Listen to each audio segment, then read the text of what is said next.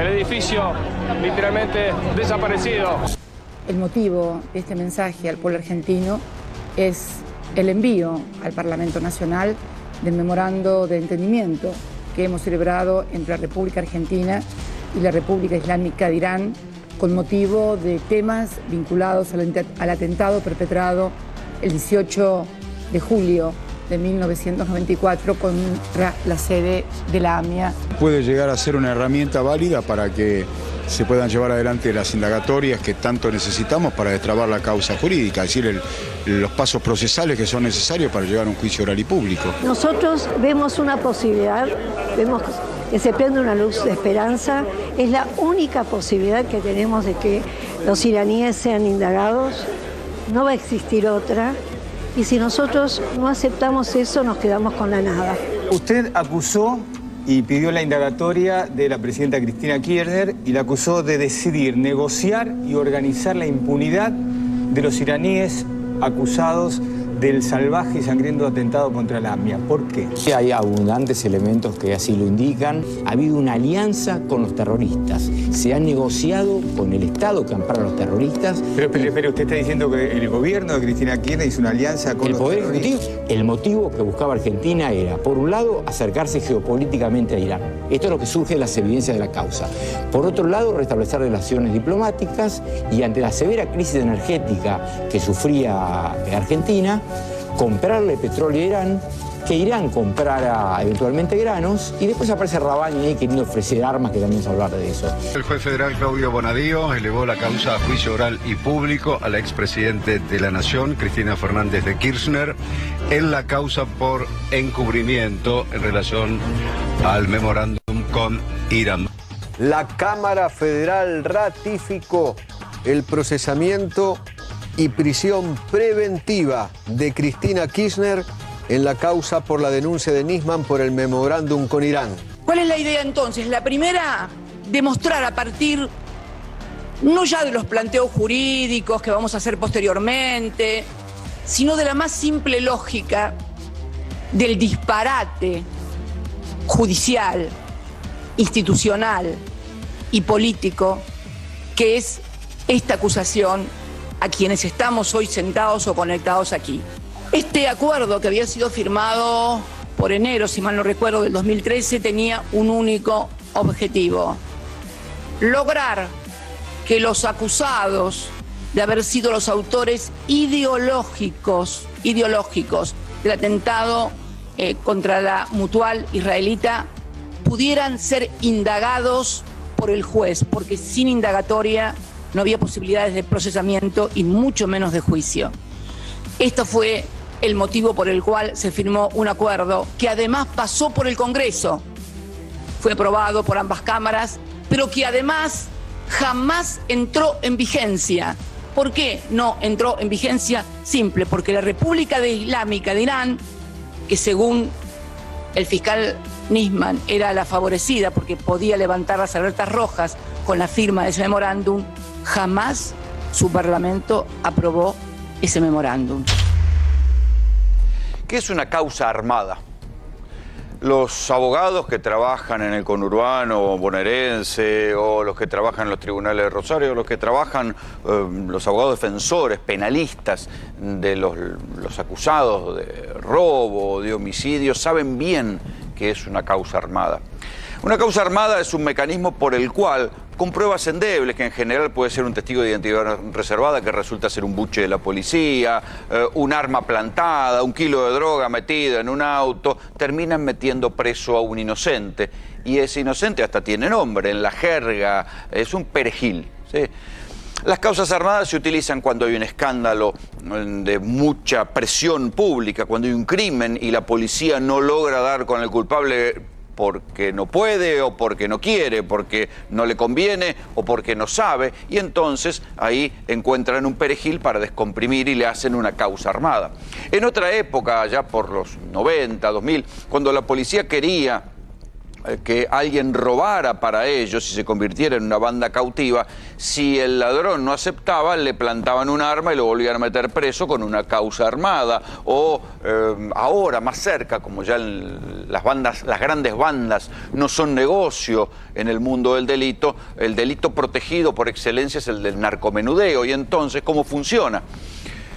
Se pacta con una de las bandas de narcomenudeo y a las otras que le disputan un territorio las hacen caer, ¿sí? Ya sea que les encuentran la droga que están vendiendo o les plantan la droga. Es muy sencillo lo de las causas armadas. Quien más, quien menos, todo el mundo sabe que cuando se llega a cierto nivel del delito tienen que estar expuestos a lidiar con las causas armadas. ¿Las arma solamente la policía? No, también las arman los fiscales, que muchas veces están de acuerdo con la policía. Ahí hay una investigación en el Juzgado Federal de San Isidro, a partir de lo que hacía el fiscal Claudio Escapolán con una serie de policías, que era justamente un especialista en armar causas de narcotráfico para tener apretada a la gente o quedarse con la droga y después revenderla. Digo, hay infinidad de casos de causas armadas. Claro, lo que no se había visto nunca en la Argentina es que las causas armadas saltaran a la política. En general, en los años 90, durante el menemismo, el mecanismo era al revés. Las causas de corrupción política, como los políticos tenían buenos abogados, nunca terminaban yendo ni siquiera a juicio oral. Se hacía arrancaba una investigación, después venía un sobreseimiento, e incluso causas con evidencia, con decretos firmados, exportando armas, como las ventas ilegales de armas a Croacia y Ecuador, no tuvieron mayores consecuencias para Menem. Los juicios se fueron dilatando porque ahí había buenos abogados. Lo raro es que el macrismo, lo novedoso, es que elevó la cuestión de las causas armadas a la política. Claro, hay que decir que no todas las causas que le cayeron a los funcionarios kirchneristas eran armadas, pero hubo muchas causas armadas por el macrismo, por eso es difícil de distinguir, ¿sí?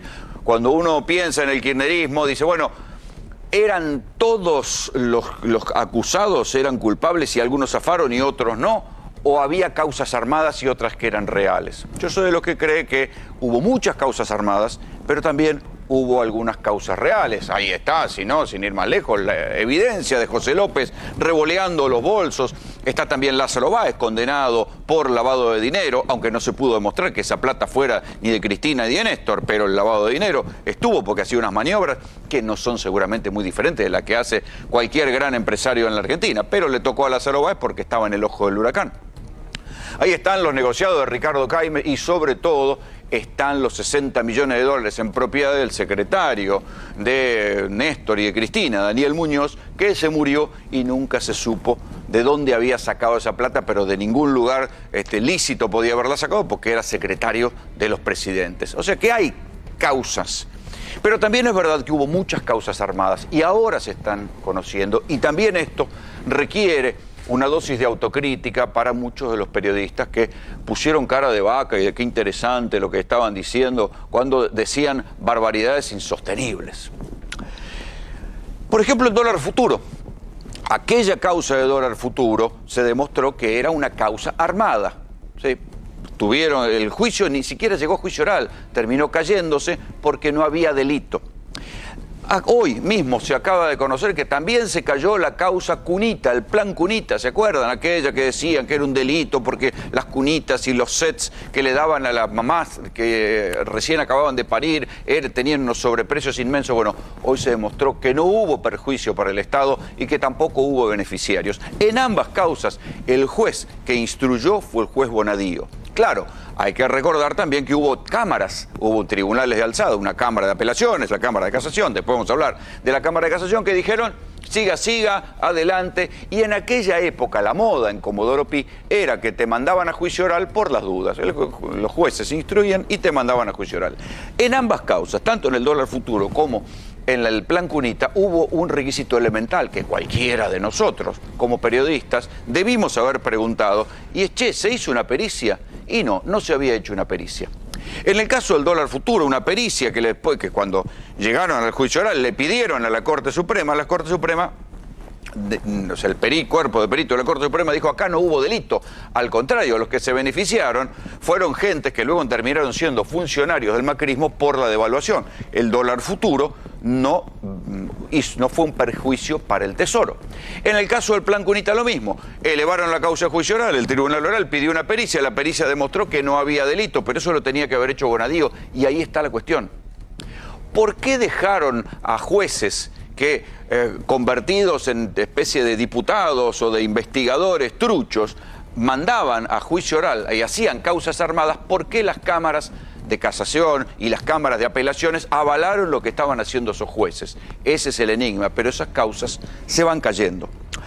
Camino de caerse también va la causa de la mega causa, mejor dicho, de obra pública en la provincia de Santa Cruz, donde decían que los favorecieron a Lázaro Báez. Después se supo que no había una pericia, pero la pericia no estaba medio floja de papeles, y ahora cuando llega el momento de las pericias empiezan a caerse todos los argumentos que decían que había habido un mega choreo que pasaba por el presupuesto nacional, y no se entiende.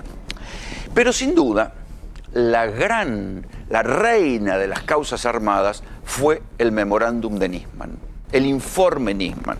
Acuérdense, la cosa es al revés. En verdad, ese memorándum, ese informe Nisman, tuvo que haber sido investigado por las condiciones de producción en que se había hecho. ¿Qué quiero decir? Ya se sabía por los Wikileaks, por la filtración de cables de la Embajada de los Estados Unidos en la Argentina, que Nisman, antes de firmar una sentencia, le informaba al FBI o le informaba a la Embajada de los Estados Unidos. Después se supo que Nisman escribía poco menos que lo que quería el ala dura del Partido Republicano, la CIA, el ala derecha del Estado de Israel, cuando acusó a Irán de tener un gran plan de inteligencia en América Latina, del cual nunca aparecieron pruebas. Y después se supo también que Nisman recibía dinero, o sea que se manejaba dinero sucio, o sea que si estuviera vivo hubiera terminado procesado por lavado de dinero y enriquecimiento ilícito, porque tenía una fortuna que no podía justificar, varios departamentos, lotes en un barrio cerrado en Punta del Este, etc. ¿Qué era lo que decía el informe Nisman? Bueno, todas barbaridades que después se cayeron y nunca se pudieron demostrar, y sin embargo, fíjense, el informe Nisman siguió abierto con diferentes artilugios. El primer artilugio fue perseguir al juez Daniel Rafecas. Fíjense lo que son las vueltas de la historia. Hubo legisladores de Cambiemos que quisieron mandar a juicio y que lo echaran en el Consejo de la Magistratura al juez Daniel Rafecas por haber cerrado el disparate del informe de Nisman. Yo lo entrevisté en su momento. El informe de Nisman era una papa caliente que le quemaba a todos los jueces federales. Primero le cayó al juez Ariel Lijo. Ariel Lijo dijo, no, esto no es mi competencia. Después le cayó Servini de Cubría. Servini de Cubría dijo, no hay apuro, estoy de feria. Y así fue pasando de mano en mano hasta que le cae a Rafecas. Rafecas lo lee y dice, no hay prueba. Y dice, hay inexistencia de delito, y cierra la causa. Lo persiguieron a Rafecas, pero ahora resulta que a Rafecas es como una especie de prenda de unidad, y Cambiemos se dio vuelta en el aire y considera que sería mejor que Rafecas sea procurador. Antes, cuando cerró la causa Nisman, Rafecas tenía que irse porque era un juez poco menos que corrupto. Ahora, como corre peligro y la ley del Ministerio Público Fiscal y la pueden modificar, ahora piden por favor que Rafecas sea el procurador. No importa. Lo interesante es que Rafecas cerró la causa. ¿Y quién la reabre? Bonadío, el mismo que en el dólar futuro y en Cunita ni siquiera había pedido una pericia, no solo reabre la causa, la reabre con un audio no judicializado, por no decir trucho, que le graban a Héctor Timerman en una conversación, dirigentes de la DAIA, y con ese audio, escuchen bien, con un audio no judicial, acusan a Timerman y a Cristina y a Zanini y a todo lo que había acusado Nisman en su informe de traición a la patria. Hasta para la Cámara, que hasta entonces le había dicho a Bonadío, siga, en todos los casos le pareció demasiado lo de traición a la patria, porque no había una guerra, era medio disparatado. Uno nunca sabe si Bonadío, que terminó muriendo de un cáncer de cerebro, estaba influido cuando firmaba estas cosas, o si en verdad pensaba lo que pensaba. Lo cierto es que las cámaras de alzada, los tribunales que tienen que revisar lo que hacía Bonadío, lo siguieron avalando, y ahí siguió la causa adelante. Entonces, una causa cerrada se reabrió con un audio que yo me animo a decir trucho, y aquello del principio de que no se puede juzgar a una misma persona por 2 veces, no, es una boludez, eso no era un principio constitucional, no importa. Se aplica a alguna gente y a otra no. Así siguió el delirio del informe de Nisman, que decía, por ejemplo, que había un enlace que se llamaba Alan Bogado, que era un agente de la CIDE, de la vieja CIDE, que era el enlace entre los iraníes y el gobierno. Alan Bogado no era agente de la CIDE, no era enlace entre el gobierno, era un señor que se jactaba de cierta influencia y que a lo sumo había sido un infiltrado medio lateral y por izquierda en el entorno de los iraníes y los grupos pro-chiitas que había en la Argentina. Todo estaba basado en cosas gaseosas. No importa, la causa siguió adelante. Decían que Cristina y los funcionarios habían hecho caer las cédulas, las circulares rojas de Interpol. El titular de Interpol, Ronald Noble, dijo no fue así, nunca cayeron las circulares rojas, lo decía en todos lados, lo dijo en todos los medios. Cuando lo intentaron citar a declarar como testigo, que era lo que correspondía hacer, en base a esta declaración de Noble, es que el juez Rafecas cerró la causa. ¿Qué hicieron? Bonadío, no se sabe bien por qué vericueto judicial, creo que fue porque Carrió dijo, escuchen bien, Elisa Carrió dijo que Noble trabajaba para los iraníes, o sea, el titular de Interpol, que era un americano que venía de las fuerzas americanas, resultó que para Elisa Carrió trabajaba para los iraníes, para Estados Unidos no, para Elisa Carrió trabajaba para los iraníes, y los que la entrevistaban cuando decía semejantes pelotudeces, decían, ponían cara de qué interesante, che, qué cosa, Noble trabaja para los iraníes, nadie le repreguntaba nada. Bueno, así fueron pasando las cosas. Lo importante no es que las cosas pasen en los canales de televisión, lo increíble es que la justicia dejó correr estos disparates. Y así Ronald Noble, el tipo que podía haber aclarado que las cédulas rojas nunca habían caído, a ese lo consideraron un imputado. Nunca le quisieron tomar declaración. Y ahí siguen dando vuelta en el tribunal sobre si le toman declaración o no le toman declaración. Cosas incomprensibles, cosas que van contra el sentido común. Ahora, tantos años después, se sabe que para reabrir la causa hubo encuentros entre el juez de casación, Mariano Borinsky, y Mauricio Macri para que se le encontraran el vericueto para reabrir la causa. Y fue la Cámara de Casación, con el voto de Borinsky y Hornos, otro de los jueces que se reunía con Macri, la que dijo que el cierre de Rafecas no alcanzaba y le dio la causa, la instrucción de la causa, ¿a quién? A Bonadío. Ese arbolito, esa bajada, ahora se sabe que fue hecha después de un encuentro, uno de los tantos encuentros de Borinsky con Mauricio Macri. Así se manipuló, así se reabrió esta que es la reina de las causas armadas. La verdad que hoy Cristina Fernández de Kirchner hizo un alegato otra vez diciendo cosas parecidas, pero yo recuerdo que en el momento en que muere Nisman, algunos de nosotros que estábamos al aire dijimos, el informe Nisman no tiene ni pie ni cabeza. Cuando sostuvimos esto a lo largo del tiempo, éramos poco menos que corruptos kirchneristas, que nos cobrábamos de los bolsos de José López. Cualquiera que dijera, que quisiera parar la pelota y decir, señores, esto es un disparate, era acusado de antisemita, pro-kirchnerista, pagado con los bolsos de López y cualquier barbaridad más. Sin embargo, piénsenlo al revés. Pasó el tiempo y nunca nada de lo que dijo el informe Nisman se demostró que era cierto. Es más, en respecto a la muerte de Nisman, nunca se pudo demostrar, después que miren que tuvieron a Burrich, a Gendarmería, nunca pudieron demostrar que a Nisman lo hubieran matado y ni siquiera pudieron encontrar una pericia seria que lo hiciera, porque la pericia de Gendarmería que dice que a Nisman lo mató y que la justicia da por válida hasta hoy, nunca quisieron confrontarla con lo que decían los peritos de la Corte Suprema. Así se arman las causas. Pero fundamental es la cuestión de los jueces, porque sabían que había algunos jueces que no se iban a prestar a estos disparates, a estas causas armadas. Por eso estaba la magia de que todas las causas caían en Bonadío. Escuchen esto. Mías de primera instancia, yo tengo jueces de atracción, surgió una nueva figura. Así como hay fuero de atracción en materia de sucesiones, así como hay fuero de atracción en materia de quiebras, bueno, Cristina Fernández de Kirchner inaugura una nueva figura jurídica en la República Argentina, jueces de atracción. Los únicos dos jueces que me tocaban en Comodoro Pi eran Ercolini y Bonadío. Podía sortearse lo que se sorteara, podía hacerse de la manera que se hiciera. Siempre eran esos dos jueces. Y además, los dos jueces que siempre intervenían, salvo en una causa, en todas las demás, en casación, en casación eran Hornos y Borinsky. ¿Se entiende, no? En primera instancia, Ercolini y Bonadío. Si se escapaba algo en algún tribunal oral o cualquier cosa, estaban en casación Hornos y Borinsky esperándome, bueno, para darme lo que según ellos debería ser mi merecido, ¿no?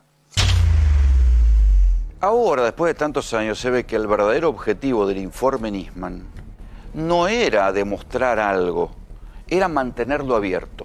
Porque lo que decía Nisman en su informe, ya hace tiempo que se demostró que era falso, que era mentira, nunca se pudo probar nada. Acuérdense de todas las cosas que se dijeron. La madre de Nisman que decía que ella tenía guardadas cosas que demostraban que lo que decía su hijo era verdad, nunca aparecieron. Las miles y miles de horas de grabación que había y que se hicieron públicas en su momento, que tenía Nisman, donde él pinchaba los teléfonos a Delia, a un señor que se llamaba Jalil, un montón de personajes de ahí del mundo de los chiitas, se difundieron, se hicieron públicas, las escuchamos todos, no había nada. Había chusmerío, puterío entre ellos, pelea, qué sé yo, nunca apareció nada. Todo era una inmensa conspiración que nunca terminaba de concretarse, porque el verdadero objetivo no era demostrar algo concreto. El verdadero objetivo era mantener la causa abierta y que durara y que quedara para siempre como una acusación pendiente. Esto era el verdadero objetivo que terminó, o por lo menos lo que terminó resultando de la causa que se hace a partir del informe de Nisman, que estaba mal hecho y estaba basado en una prueba que alguien le dio cambiada a Nisman, que decía que había un señor que se llamaba Alan Bogado, que era el eslabón perdido entre el gobierno y los iraníes. No lo era. Todo eso se demostró inmediatamente que murió Nisman. Que Alan Bogado no era ningún agente de la CIDE, era una especie de aventurero, no se sabía bien qué hacía, pero no tenía nada que ver con la CIDE y nunca nadie lo pudo probar. Todo eso se cayó, sin embargo, durante los años se lo siguió manteniendo abierto porque lo que hacía falta era mantener esta idea de que había una causa terrible abierta en los tribunales, pero que después no había nada en contra, todo se caía como un castillo de naipes. Se cayó cuando la cerró Rafecas, pero ahí ahora se sabe, por los cruces telefónicos y por la negación del gobierno de Macri a dar la verdadera lista de las visitas a Olivos, que los que iban a pactar y los que fueron a pactar la reapertura de la causa del informe Nisman, pero ya no por Rafecas sino por Bonadío, fueron los jueces Hornos y Borinsky. La historia más o menos es así. Ahora, por los cruces telefónicos, se sabe que Borinsky fue a jugar 15 veces al pádel, al tenis, no sé qué carajo, Olivos, pero en un primer momento, cuando una ONG le pide a Macri quiénes iban a visitarle a Olivos, el registro de visitas fue expurgado. Recién cuando cambió el gobierno, se hace un pedido de informe, lo hace una comisión parlamentaria, y ahí se consigue el verdadero registro y ahí se sabe que los dos jueces de casación, el tribunal más alto antes de la Corte Suprema de Justicia, iban a verlo a Macri justo en los momentos que había que definir algo importante. Esto fue la interpretación de Cristina hoy. Alguien que encontró en un informe sobre ingresos tanto a la presidencia, a la Casa Rosada, como a la quinta presidencial de Olivos, encontraron, esto fue en febrero de este año, estalló el escándalo cuando se encuentran el ingreso del doctor Hornos y del doctor Borinsky asiduamente y siempre en coincidencia con las causas, tanto en la Casa Rosada por parte del doctor Hornos como del doctor Borinsky a Olivos. Cuando algunos de nuestros abogados intentaron una prueba en estos expedientes que demostrara que Hornos había ido a la Casa Rosada, fue denegada por el propio Hornos. ¿Se entiende lo que estoy diciendo? Le pido una prueba al juez, no importa cómo se llame, le pido una prueba al juez para que ese juez me diga si él estuvo en esa parte y el juez me la deniega y hace a mi derecho de defensa de no considerarlo un juez imparcial, de no ser el juez natural. ¿En serio que quieren hacernos creer que todas estas causas judiciales ¿Son legítimas y son legales? No, nunca he visto una ilegalidad, una ilicitud de este tamaño. Los jueces mintiendo acerca de sus propios actos vinculados con las propias causas en las que son jueces. Es un escándalo monumental. Más allá de lo que diga Cristina, hay algo que debería ser un escándalo y es ¿quiénes son los que avalaron que semejante disparate siguiera adelante? Porque ahora se sabe o se supone que Hornos y Borinsky son los que arman una especie de estrategia para que lo que había cerrado Rafecas lo reabra Bonadío. Pero cuando Bonadío acusa por traición a la patria, ese fue el único freno que le puso una Cámara. Pues digo, che, traición a la patria es mucho, no estamos en guerra. La traición a la patria suele ser un delito para cuando hay guerra. Acá no hubo traición a la patria. Ese fue el único freno que le pusieron, porque Bonadío metió presa gente. Acuérdense, Zanini, Delía, un montón de tipos terminaron presos por algo que era mentira. Y terminaron presos y nadie le puso un freno. Ni la Cámara, ni el Tribunal de Casación, ni la Corte Suprema, nadie le puso un freno. Estas cosas siguieron y siguieron pasando. Y ojo, yo no soy de los que cree que todas las causas contra el kirchnerismo fueron causas armadas. Hubo algunas que las fueron. En el listado, yo me olvidé recién de nombrar la causa que le armaron a los dueños del Grupo Indalo, que los terminaron metiendo presos. No eran joda, te metían preso con causas armadas. No todas las causas fueron armadas. Hubo algunas, sobre las cuales el kirchnerismo tampoco da buenas explicaciones, pero hubo algunas que fueron alevosamente armadas. Y la más grande, la reina de las causas armadas, fue esta, el memorándum de Irán o lo que se conoce como el informe Nisman.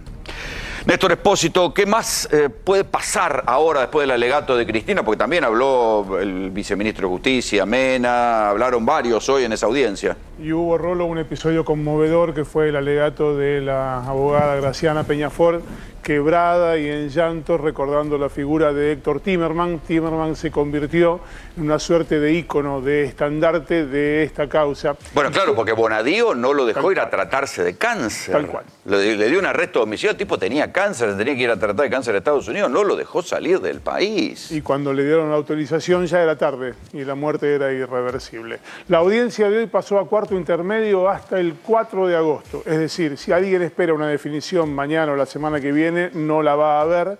Hay un cuarto intermedio después de la feria judicial que comienza el próximo lunes. Se va a reanudar esta instancia, van a hablar los que faltan y entonces sí entraremos en una cuenta regresiva a lo que hoy... Está bien, pero imagínate si el juicio se cae, las consecuencias que puede tener, porque todo lo que firmaron que este juicio era correcto y era un juicio razonable y no una causa armada, ¿qué pasa después?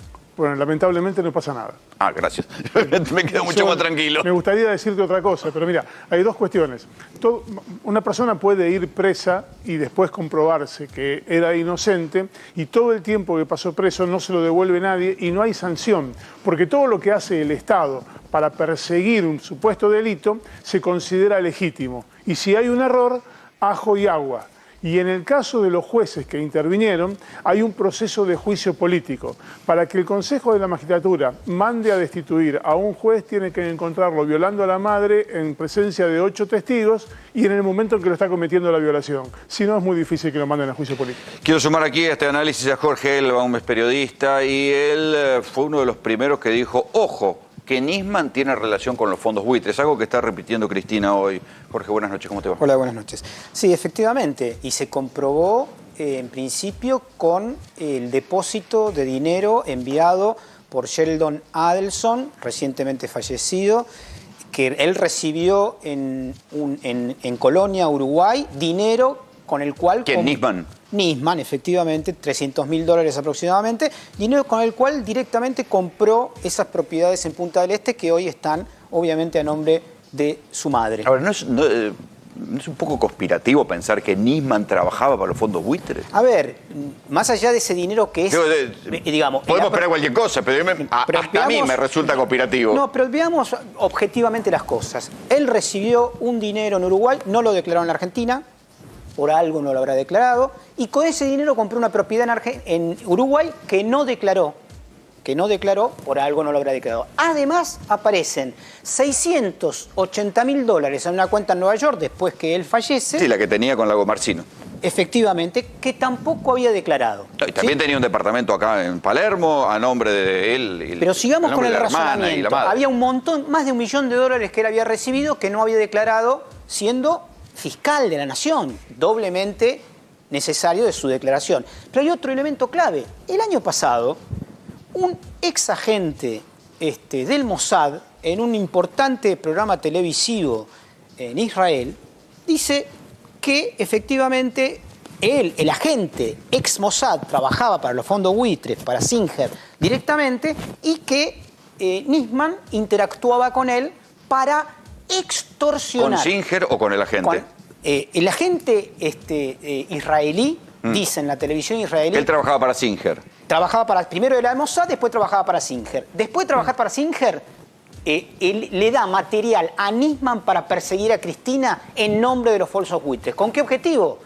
Para que Cristina pague esos 9.600 millones que hoy en la declaración explicó con un fundamento determinado que no iba a pagar. Efectivamente, querían quebrarla para que pague, no lograron que pague, pero pagó con creces el gobierno. O sea, de Macri. que había un tipo que trabajaba para los fondos buitres que también alimentaba a Nisman. Dijo que se encontró con Nisman en el aeropuerto, que le entregó los documentos de acusaciones para Cristina con el objetivo de extorsionarla para que se le pague a los fondos buitres. Está bien, pero disparates puede decir cualquiera. El problema es cómo hacen este curso judicial. El tema es que hay un tema de fondo, que acá hay un tema que se llama la criminalización de la política, que el macrismo impuso desde el año previamente a las elecciones de 2015, que le permitió, con el suicidio de Nisman por un lado y con la denuncia de Nisman, ganar las elecciones del 2015 por 2% de los votos. Es decir, la criminalización le permitió primero ganar las elecciones y después, durante 4 años, 5 hasta el día de hoy, mantener... Abierto un relato en base a cosas que se cayeron en... No, pero que no tenían sentido, no lo tuvieron desde el inicio, porque si yo soy un fiscal de la nación y digo, esta gente quiere levantar las alertas rojas, yo me pregunto, ¿quiénes son los que pueden levantar las alertas rojas? 2 personas. El juez de la causa, Canicoba Corral, que el otro nunca la levantó. Pero dijo que y lo querían echar. No, dijo, pero cuando Nisman presenta la causa el 14 de enero del 2015, dice, eso es un mamarracho. Sí. Y dice, usted quiso levantarla. Nunca dije que quería levantar las causas. ¿Quién es el otro que puede levantar las causas? Interpol. Pero no era solamente un muchacho norteamericano que era director de Interpol. Era el exdirector del FBI. Claro. O sea, a quien Carrió decía que trabajaba para los iraníes. Y por eso no quería que declare. Porque ya, y recordemos esto, el día 16 de enero... Pero Jorge, que Carrió diga lo que sea, ya sabemos. Pero, que Bonadío haga lo que sea, pero... Había cámaras, había casación y todos avalaron los disparates de Bonadío. Porque hay un tema central que es la justicia argentina, que tiene que ver un poco con lo que decían recién, que sobre todo la justicia federal, lo que llamamos Comodoro Pi, está infectado de corrupción jurídica. Infectado. Si se pueden armar causas para perseguir, nadie le devuelve la vida a Héctor Timerman. Lo asesinaron y lo asesinaron en Comodoro Pi, con la asociación ilícita de dirigentes de la DAIA, con Borinsky, con Hornos y con el expresidente de la Nación, Está bien, pero Mauricio no todos Macri. Comodoro Pi, porque fíjate que Rafecas cerró la causa, y cuando cerró la causa lo fueron a perseguir, le metieron juicio político. Yo no creo que toda la justicia... Hay jueces muy probos en Argentina, operadores judiciales, fiscales, etc. La realidad es que los que inventan causas y salen en los medios de comunicación son aquellos que hacen estos escándalos y son capaces de sostener una causa como el suicidio del fiscal convirtiéndolo en un asesinato, o este mamarracho del memorándum, que el propio Nisman, cuando ve que le dicen que es un desastre y en la tapa de un diario nacional el señor Ronald Noble dice Nisman miente, ese día, viernes 16 de enero, lo primero que hace es pedir un arma a su custodio, que sube debajo, le dice, necesito un arma. No, yo no te puedo dar un arma. Llama a un señor a las 2 horas, que se llama Bogolyuk, que hoy está preso en el marco de la causa de D'Alessio. Le pide una arma, dice, no estoy en Mar del Plata, no te puedo llamar una. Y comete el error Lago Marcino de llevársela el día sábado, arma con la cual se pega un tiro. ¿Por qué? Porque los dos lugares donde podían probar que él lo estaba diciendo algo cierto, que había una operación para levantar las causas estas cosas de Interpol, era fallido. Bueno, esa es la causa por la cual se pega un tiro. Fíjense lo que son las vueltas y la mala fe y la deshonestidad intelectual. Cuando Daniel Rafecas cerró la causa del informe Nisman porque no había nada, porque estaba basado en datos falsos, porque no había delito, con Nisman ya muerto, le pidieron juicio político. Años después, ahora, Rafecas es como una especie de candidato a quien los de Cambiemos quieren como procurador. Primero lo rechazaron, ahora quieren que vaya como procurador para que no se modifique la ley de Ministerio Público Fiscal, que es la ley que rige a todos los fiscales, porque dicen, bueno, mejor que venga Rafecas y no que venga otro. Esto era lo que decía Rafecas. ¿Cuál es el problema con la denuncia de Nisman que ha motivado una solicitada en su contra y una solicitada a favor? La actuación mía fue una actuación estrictamente judicial, en términos jurídicos, conforme al procedimiento y a las leyes vigentes. Sí, pero que está en debate es por qué cerró la causa, y si hizo bien o mal al considerar que no había delito. Claro, por eso. Yo sé que se han tejido un montón de especulaciones de tipo político, mediáticas. Nosotros no vamos a destituir a Rafecas. Hemos planteado una solicitada que Rafecas debe ser sometido a un juicio político por haber bloqueado de una manera terminante y velocísima cualquier posibilidad de investigación sobre el tema de Irán. La resolución que yo tomé en ese momento de desestimación de la denuncia de Nisman fue confirmada por la Sala Primera de la Cámara Federal en términos muy contundentes y muy serios. Y luego también en la tercera instancia penal, que es la casación federal, por parte del fiscal de la casación, que también ratificó con nuevos argumentos incluso el hecho puntual y concreto, que es que de esa denuncia que había presentado Nisman no se podía establecer ni en ese momento ni ahora un delito. Ha habido una alianza con los terroristas. Se ha negociado con el Estado que ampara a los terroristas. Pero usted está diciendo que el gobierno de Cristina Kirchner hizo una alianza con el los Poder terroristas. Ejecutivo. El motivo que buscaba Argentina era, por un lado, acercarse geopolíticamente a Irán. Esto es lo que surge de las evidencias de la causa. Ese supuesto delito que presentaba Nisman no estaba acompañado de ninguna prueba de cargo y, al contrario, los elementos que se aportaron en ese expediente por Nisman y también por parte, por ejemplo, de la defensa de Timerman, lejos de avalar la hipótesis de Nisman, la descartaron por completo. El argumento central era que Timerman y la Cancillería y el gobierno argentino habrían presionado a Interpol para que Interpol, a partir de la existencia del pacto con Irán, dé de baja las órdenes de captura. Esta era la cuestión central. Entonces, gracias al apego a la legalidad de Interpol, se frustró este objetivo del cometido criminal. Luego, en otro párrafo, por fortuna, Interpol intercedió a tiempo para evitar el cese de las prioridades de búsqueda. La denuncia de Nisman ponía a Noble como el garante de que las circulares no hubieran caído. Exacto. Pero hasta donde yo recuerdo, Exacto. Él no dijo que eso nunca había existido. Bueno, Rolando, un día después de presentada la denuncia, Nisman presenta la denuncia el 14 de enero. El 15 de enero, el canciller Timerman muestra públicamente una carta que le envía el secretario general de Ronald Noble de Interpol, que además había sido miembro del Pentágono y hacía 14 años que era secretario general de Interpol. Una persona intachable y del riñón de los Estados Unidos. ¿Qué dijo Ronald Noble en esta carta? Mientras yo fui secretario general de Interpol, en cada ocasión que el canciller Timerman y yo hablamos y nos vimos en relación con las notificaciones rojas emitidas con relación al caso AMIA, el canciller indicó que Interpol debía mantener las notificaciones rojas en vigor. Su posición y la del gobierno argentino fueron consistentes y firmes. Pero ¿podía haber una mala interpretación de Nisman? La pregunta del millón es por qué la UFI-AMIA y Nisman, antes de formular una denuncia de esta gravedad y con estas consecuencias, no hizo una mínima averiguación en Interpol de cómo eran las cosas. Esta es la cuestión clave. En la denuncia de Nisman no había delito. Esta entrevista fue en verano de 2017 y todos aquellos que dudábamos de lo que había presentado Nisman, yo estaba seguro de que no había, era todo un disparate, una especie de informe de inteligencia convertido en un alegato basado en verdades a medias, en falsedades.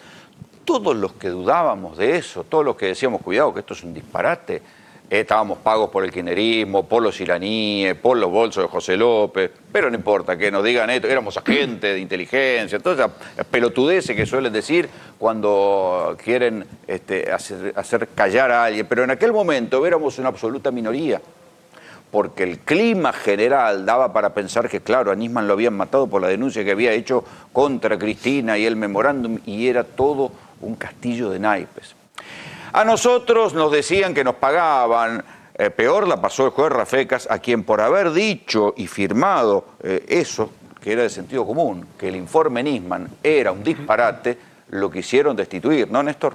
Uno de los principales reproches para el juez Rafecas fue la rapidez con la que cerró la causa Nisman. La causa se presentó el 14 de enero, el 26 de febrero, él la cerró por primera vez, 1 mes y 10 días, 1 mes y medio después. Cuando a finales de 2016 la Cámara de Casación reabre la causa, se la envía a primera instancia al juez Claudio Bonadío, que trabajaba con el fiscal Gerardo Policita. El reproche contra Rafecas era la rapidez porque en tan poco tiempo no podía haber evaluado la prueba.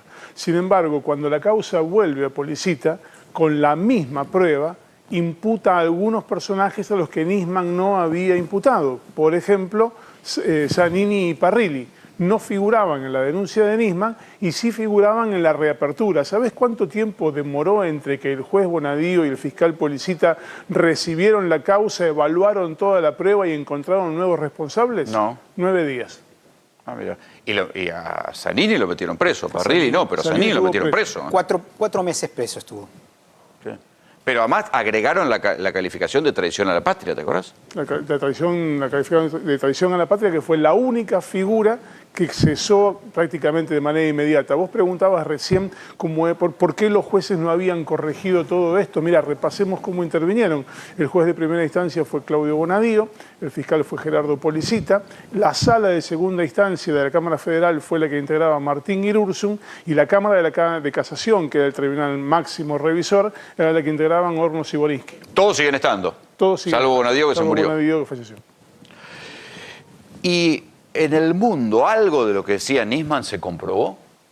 No, en realidad Nisman fue una operación política enmarcada, insisto, en la persecución, por un lado, la búsqueda de destruir a Cristina Fernández de Kirchner, estaba clarísimo, porque el objetivo principal era acusarla a Cristina de ser cómplice del terrorismo. Hay un tema geopolítico ahí de fondo que es importante recordar. En la misma época que Argentina hace el acuerdo, memorándum, ¿con qué objetivo? Lo que se quería con el memorándum era llevar a cabo el procedimiento judicial de que puedan dar testimonio los acusados. Entonces, como no querían venir para acá porque no hay la posibilidad de que los iraníes vengan para acá, ir hacia la embajada argentina en Irán y en todo caso tomarle testimonio ahí dentro de la embajada para que no se sientan. Y a partir de ese testimonio, incluso si se querían no dar testimonio, podía elevarse la causa oral. Podía elevarse la causa al tribunal oral, cosa que no se puede hacer hasta ahora por eso, porque no están esos testimonios. Ahora bien, ¿qué pasaba en ese momento en el mundo? Que Estados Unidos había hecho un acuerdo con Irán, el famoso acuerdo 5+1 de desnuclearización, que de Obama... Estados Unidos y la Unión Europea. Y la Unión Europea, China y Rusia, los 5+1. Y habían acordado con Irán un proceso de desnuclearización. ¿Quién se oponía a eso? Se oponía Netanyahu y Donald Trump. ¿No es cierto? Curiosamente, hay un momento escandaloso en la historia de Estados Unidos. Netanyahu va a Estados Unidos y con la oposición de Obama, va a hablar al Congreso avalado por el Senado. Y ahí menciona a Nisman. Efectivamente. Es decir, es una operación donde hay rasgos geopolíticos. Por eso, obviamente, el tema de los fondos buitres, recordemos que Sheldon Adelson... Era un sostén de Trump. Era el máximo, el rey de Las Vegas, el máximo sostenedor en términos económicos de la campaña de Trump, que obviamente, como bien decía hoy Cristina, estaban muy interesados en recuperar 10 veces lo que habían puesto en la compra de bonos. Y que lo pagó Mauricio Macri. Lo pagamos todos nosotros. Sí. Lo pagamos todos nosotros. Nos sacaron $10.000 millones del bolsillo en el marco de una campaña de la cual Nisman fue partícipe indudablemente, y que se llevó, entre otras cosas, no solamente la prisión de mucha gente inocente, sino la vida de Héctor Timerman. A Héctor lo asesinaron. Jorge, gracias por venir. No, por favor. La semana pasada nosotros les empezamos a mostrar los documentos, acá están los documentos, que después al día siguiente, esto fue el domingo, al día siguiente se conoció que el gobierno había utilizado esos documentos que nosotros mostramos, que también estaban en poder del gobierno, obviamente, para hacer una acusación formal por el envío de los cartuchos de antitumultos a Bolivia. Eso que todos negaban, existían. Ahora, ¿qué fue lo que pasó esta semana? Bueno, ahora ya hay una imputación formal, ¿sí? Macri, Patricia Bullrich, que era la ministra de Seguridad y la jefa de Gendarmería, Oscar Aguad, que era el ministro de Defensa y puso el avión Hércules, todos ellos van a ser investigados. Los gendarmes que nosotros contamos acá, que escribían los informes y decían, no, los cartuchos se utilizaron en un entrenamiento en Bolivia, por eso no volvieron, todos ellos van a terminar pasando por Comodoro Pi a ver por qué mintieron tanto y por qué se sabe que mintieron, porque los cartuchos no se utilizaron en un entrenamiento y hasta aparecieron esos mismos cartuchos antitumultos de fabricación acá, en fabricaciones militares, aparecieron ¿en dónde? En Bolivia. Esto es una resistencia al golpe de Estado que nos ha dado la derecha.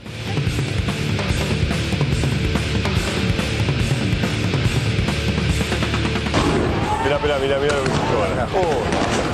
Después de la represión de toda la tarde, ahora lo que hay es tensión. La tensión previa a caer la noche, porque se sabe que a la noche salen a cazar y a detener la gente. Y esto es lo que está pasando ahora. A ver qué pasó ahí. Mira. Una detención en vivo, una persona. Todo tuyo, Rolo, a ver. Se lo llevan detenido. Impresionante. Mira, quiere zafar, pero se no resiste. Puede. Sí. Se resiste. Ya. No es una batalla, son unos vendidos. Ustedes informan de manera internacional mal. Bueno, ¿vos viste lo que yo hago? Sí. No viste nada. No discutas pavadas, ¿crees? Para nuestra policía. Todos los medios vendidos. ¿Vos sos de los demócratas? Di la verdad. Di la verdad. ¿Vos sos del bando de los demócratas? ¿Por qué? ¿Vos Di la verdad. la libertad de prensa? Di la verdad. ¿Esto es libertad de prensa para vos? Di la verdad. Venir a apretar a los periodistas es libertad de prensa. Verdad. Sos una basura, nena. Una basura. Apretás a los periodistas. Eso es de la izquierda, ¿no? No aprietes a los periodistas. Respetá la libertad de prensa. Respeten la libertad de prensa. Respeten la libertad de prensa. Respeten la libertad de prensa. Cuidado. Una agresión en vivo a nuestro equipo. La agresión a Rolando, a nuestro compañero Merino. Bueno, atención, Rolo. Algo escapado. Estos son los demócratas. A mí me hace temblar. Si la libertad de prensa va a estar garantizada por esta gente. Que hacen algunos periodistas que son, en algunos casos, bolivianos o extranjeros que están causando sedición en nuestro país, tienen que responder a la ley boliviana. Ministra, ¿tienen tal vez algunos periodistas bolivianos extranjeros que ya estarían identificados porque están causando sedición en Bolivia? Sí, ya ¿no? se tiene. ¿Por qué? Ya se tiene y el ministro de Gobierno va a tomar las acciones pertinentes en todo esto. Yo no entiendo lo que quieren hacer, pero ¿desde cuándo los periodistas alentamos a la sedición? Es un concepto extraño para un gobierno que pretende ser un gobierno que viene a recuperar la tradición democrática. Te tengo que preguntar también por la denuncia de la Cancillería boliviana sobre este supuesto envío de armas para sacar del poder a Evo Morales. Usted justamente estaba como ministra de Seguridad. ¿Cuál es la responsabilidad de usted en esta denuncia? Nosotros hicimos un operativo público que mandamos 12 gendarmes en un Hércules. Esos gendarmes iban a defender nuestra embajada. En nuestra embajada había funcionarios de Evo Morales que se habían, exilado en nuestro territorio. Los tuvimos que sacar del país. Tuvimos que proteger a los periodistas como Rolando Graña o Carolina Amoroso, que estaban siendo atacados en un hotel. Estoy en la embajada, ¿te puedo hacer? ¿Querés que te haga un poco de revista caras? ¿Te puedo mostrar la residencia? Obviamente. Pobre gente, pobre embajador. No, sí, ya me di cuenta. Le hemos caído una banda de forajidos, todos los canales de televisión le hemos caído acá, no sabe lo que le va a pasar, no sabe lo larga que se le va a hacer la noche. Lo compadezco, la verdad. ¿Dónde vas a dormir? Porque él me dijo a mí, yo hablé con él y me dijo en un silloncito. Sí, acamparemos. Este lindo lugar, por eso te digo, te lo muestro nuevamente, sí, porque en cualquier momento va a quedar depredado por los forajidos mobileros que somos. Este hermoso lugar va a quedar depredado por una panda de maniáticos que hemos ingresado acá. Lo que viajó fue un escuadrón a proteger la embajada, punto, nada más que eso. La verdad que todo es un cuento de una operación que realmente es una mezcla de malicia y alucinaciones. Resaltamos que la Argentina, presidida por Mauricio Macri, le dio a las fuerzas militares que reprimieron la protesta social en noviembre de 2019, munición letal. La carta de agradecimiento del comandante de la Fuerza Aérea decía que habían recibido 40.000. Bueno, se quedaron cortos. De la Argentina salieron 70.000. Y además salieron 100 spray de gas pimienta que no aparecen en ningún lado. Acá lo que pasó en Bolivia lo vieron todos. Hubo un estallido social, después unas elecciones en medio de acusaciones de la ciudadanía a Evo Morales, que intentó hacer un fraude. Y esa situación muy delicada, reconocida por la OEA, la Unión Europea, con violencia en las calles, decidimos que teníamos que apoyar nuestra embajada. Y aparte estamos hablando de una denuncia basada en una carta que aquel que dicen que la hizo no declara que le falsificaron la firma. Y el embajador nuestro en ese momento dice que jamás vio esa carta. Así que a ver que investigar en serio cuando otro se investigue de dónde salió esa carta, quién falsificó esa carta. La policía boliviana confirma la presencia en sus depósitos de armas enviadas por el gobierno de Macri durante la crisis que llevó al golpe de Estado contra Evo Morales. En el curso del día de hoy vamos a reconstruir qué funcionarios han acudido al aeropuerto, porque sabemos que habría arribado un avión C-130 de la República Argentina, del cual descienden funcionarios vestidos de uniforme militar. Ellos estaban munidos de sus propios pertrechos y parte de estos habrían sido entregados, insisto, sin ningún tipo de documentación a la policía boliviana. Hay una cosa interesante, cuando salta una denuncia así de que involucra a la diplomacia, a varios países, siempre la respuesta rápida que tiene el macrismo, que tienen estos tipos de personajes, es decir que todo es una operación y que es falso. Entonces, ¿qué pasó? El abogado del general de la Fuerza Aérea que había dicho, que había escrito una carta agradeciendo, el abogado, porque ese general está preso en Bolivia por haber participado del golpe de Estado, dijo, la carta es falsa. A partir de ahí, Macri, Bullrich y todos los voceros del macrismo salieron a repetir la carta es falsa, la carta es falsa, la carta es falsa. Hasta Macri, hasta hace unos días, seguía diciendo la carta es falsa. En verdad, no importa si la carta es falsa, porque las municiones, las 70.000 municiones, salieron de acá. Y lo confirma Patricia Bullrich, lo confirman los informes de Gendarmería, lo confirma todo el mundo. Las municiones salieron, los miembros de Gendarmería salieron, el avión salió, las municiones llegaron, las municiones no volvieron. Dijeron que se gastaron en un entrenamiento. No hay manera de gastar 70.000 cartuchos antitumultos con 2 escopetas nada más que llevaban los 10 alacranes. No hay manera, se hubieran derretido. Y cuando les preguntaron a los alacranes en declaración administrativa, lo dijeron, los muchachos de Gendarmería dijeron, no, nosotros no hicimos ningún entrenamiento. Es más, el grupo Alacrán no utiliza munición antitumulto, utiliza balas letales, todo era una inmensa truchada. Sin embargo, Macri se aferra todavía a que la carta era falsa. Señor expresidente, no importa si la carta era falsa, las municiones salieron igual, la explicación tiene que ir por otro lado. Pero al margen de eso, le voy a preguntar a Ariel Basteiro, que es embajador argentino en Bolivia, si la carta esa de agradecimiento era falsa, porque tengo entendido, Ariel, que fuiste vos el que la encontró. ¿Cómo te va? ¿Qué tal? ¿Cómo te va, Rolando? Primero te quiero felicitar. Me acuerdo cuando en aquellos días del golpe estuve en tu programa. Vos llegabas ese día, vos habías llegado ese día de la cobertura y quizás fue una de las coberturas más directas, más jugada, bien en la calle, no mirándolo por televisión. Y recién estaba viendo ahí el tape y hay una persona que muestra cartuchos. Eso después me parece interesante poder tenerlo porque también puede llegar a ser una prueba toda vez que la Fuerza Aérea reprimió en esa esquina que vos estabas. Bueno, yo me traje, la mostré, bueno, vos estás en Bolivia, pero yo mostré acá, no, yo mostré una cápsula de gas lacrimógeno, pero que es americana. Yo no sé si la Argentina fabrica gas lacrimógeno, porque había una causa, las cápsulas que nos tiraban a nosotros eran americanas. Justo hoy no la traje, la traje la semana pasada. Bueno, aquí se usaron gases lacrimógenos norteamericanos y argentinos. Argentina produce sus produce gases. Entonces me tocó la yankee a mí, me tocó la otra.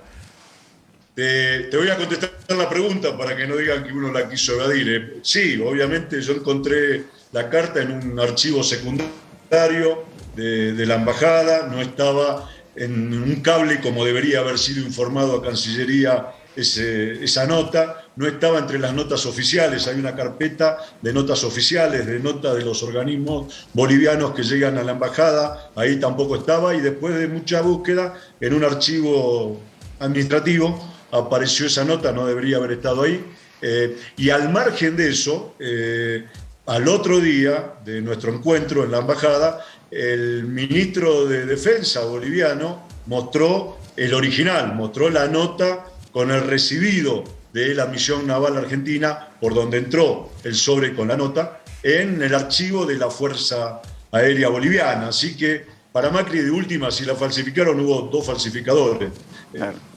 Obviamente que Macri tiene que decir eso, porque si no, tiene que reconocer su responsabilidad en el contrabando, y eso aceleraría o acortaría mucho más los plazos de que vaya preso. El juicio sería mucho más rápido, mucho más ejecutivo. Por eso que lo niega. Bolivia, por eso niega Ulrich, por eso niegan todos. ¿El Estado boliviano puede hacerle un juicio, puede pedir un enjuiciamiento de Macri y sus funcionarios? Ya lo hizo. En el día de hoy, el fiscal general departamental de La Paz denunció al general Tercero Lara por el delito de tráfico de armas, explicando que se tiene certezas. Ahí estamos, mira, estamos mostrando, sí.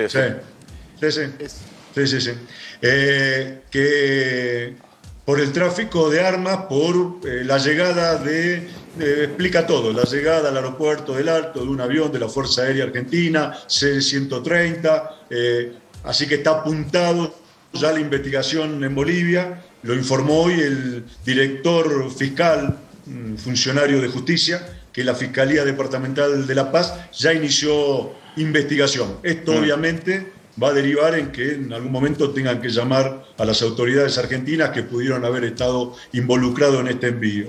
Pero hoy, Ariel, se conoció hoy, espera que te interrumpo, quiero algo que se conoció ayer, que un jefe de la policía, un actual jefe de la policía boliviana, dijo que encontraron cartuchos argentinos, que fueron de estos que se mandaron para allá. Sí, por supuesto. Bien dijiste, mostraste la nota de Lara con 40.000 municiones que él agradecía.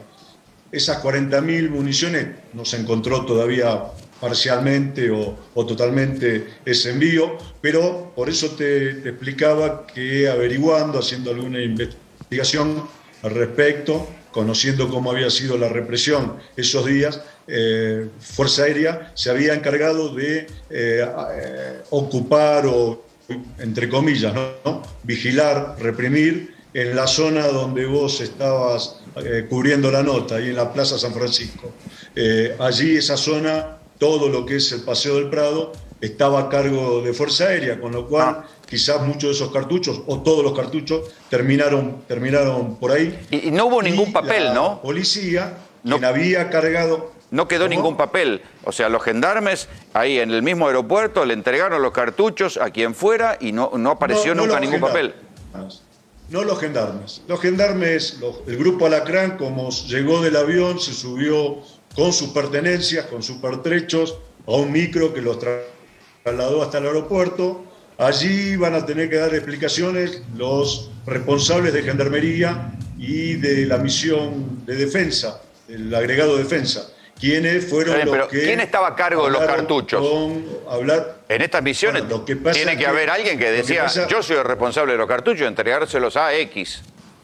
Bueno, eso te estoy diciendo. El agregado de Gendarmería, que estaba asignado y en Bolivia, y el agregado militar, el agregado de defensa, que también está en Bolivia. Ellos no vinieron en el avión. Los gendarmes que vinieron en el avión, según tengo entendido, en sus declaraciones administrativas, plantearon que ellos vieron unas cajas que no sabían de quién eran y que ellos no la habían subido y que cuando llegaron al avión ya estaban. Claro. Así que esto muestra, cada vez está más claro que fue un contrabando liso y llano y que escondieron pruebas, que no hubo documentación.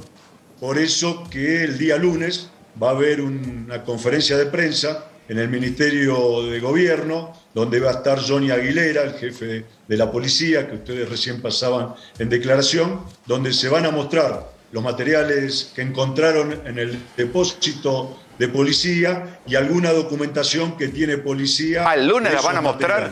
¿El lunes las van a mostrar? El lunes hay una conferencia de prensa donde públicamente se va a mostrar todo ese material que se encontró en el depósito de la policía. Es la prueba del delito, lisa y llana. No se encontró todo, pero sí se encontró gran parte de los cartuchos y algunos pocos gases lacrimógenos. Ariel, o sea que se ve que los gases lacrimógenos los usaron. Gracias por el contacto, te mando un abrazo. Dale, nos vemos, suerte. Era Ariel Basteiro, el embajador en Bolivia. Nos vamos a una información urgente, muchachos, porque después de muchas vueltas, ese avión de Aerolíneas Argentinas que trae las vacunas de Moderna, las primeras vacunas norteamericanas están llegando a la Argentina. Marcelo Padovani está en Ezeiza. Marcelo, querido. ¿Cómo te va, Rolando? Buenas noches a la audiencia. Este es el primero de los dos aviones. 22:54 aterrizó Rolando, el otro unos 5 minutos después. Llegan directamente desde la ciudad de Memphis, en los Estados Unidos. Es la donación más grande que Estados Unidos hace a un país de Latinoamérica de vacunas, en este caso de Moderna. Reitero, Rolando, el dato, 3,5 millones de vacunas directamente de Estados Unidos hacia el aeropuerto internacional de Ezeiza. ¿Son dos aviones? Aquí esperando para la descarga y el posterior traslado a las sedes de los distintos correos. Estamos hablando de Andriani y de Correo Argentino. Rolando, Marce, no me cierran las cuentas. Importancia el gobierno a esta llegada de vacunas que está hasta... A ver. ¿Me escuchás? Sí, Rolando. No, te decía que no me cierran las cuentas, porque antes en los aviones venía más o menos 1 millón de vacunas. ¿Cómo vienen 3,5 millones? ¿Son dos aviones? ¿O en un solo avión vinieron 3,5 millones de vacunas? Son dos aviones. Ah, con razón.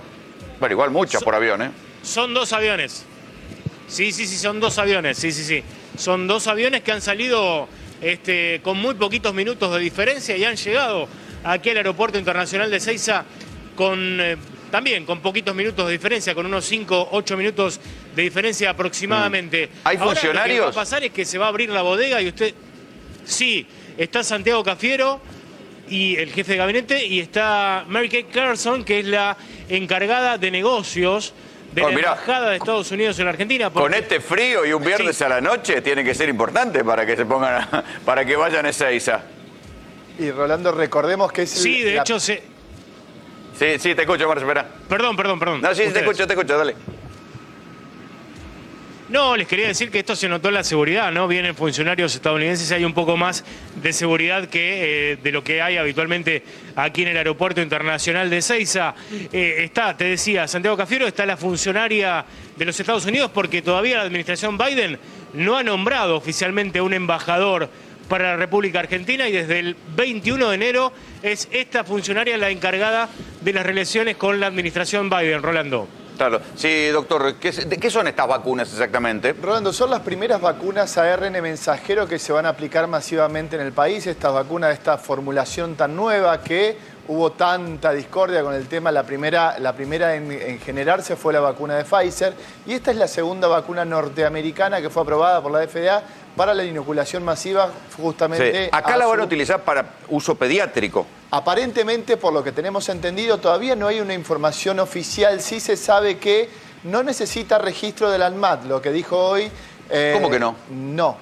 Porque como son donaciones, lo que necesita es una autorización especial del ANMAT justamente para la inoculación. Ahora, una autorización de emergencia sería. Sí, sería una autorización de emergencia, una aprobación por el ANMAT, no con la articulación del registro como la conocemos a través del Ministerio de Salud. Entonces lo que va a pasar es que se van a poder aplicar rápidamente, obviamente que van a estar a la espera de la aprobación por la FDA, que se espera que se conozca en los próximos días para la aplicación de menores. O sea que una vez que la FDA la aplique a menores, el gobierno va a poder cumplir con su objetivo de arrancar la inmunización en menores con comorbilidades. Arrancar fundamentalmente en lo que son adolescentes. No te olvides que todavía no está ninguna vacuna en los Estados Unidos está aprobada para menores de 12 años. De 12 a 16 años sí se va a poder aplicar esta vacuna, que también consiste en 2 dosis. Entonces vamos a ver cómo van a articular, cómo van a armar la Incluso para los menores son 2 dosis. Incluso para los menores son 2 dosis. Entonces hay que ver cómo el Ministerio de Salud articula lo que es la estrategia de vacunación justamente en este grupo etario. ¿Ahí llegó el otro avión, Marcelo? Ese es el otro avión. Ese es el otro avión, Rolando, que yo te decía. Son 2 aviones Airbus exactamente iguales de la flota de aerolíneas argentinas.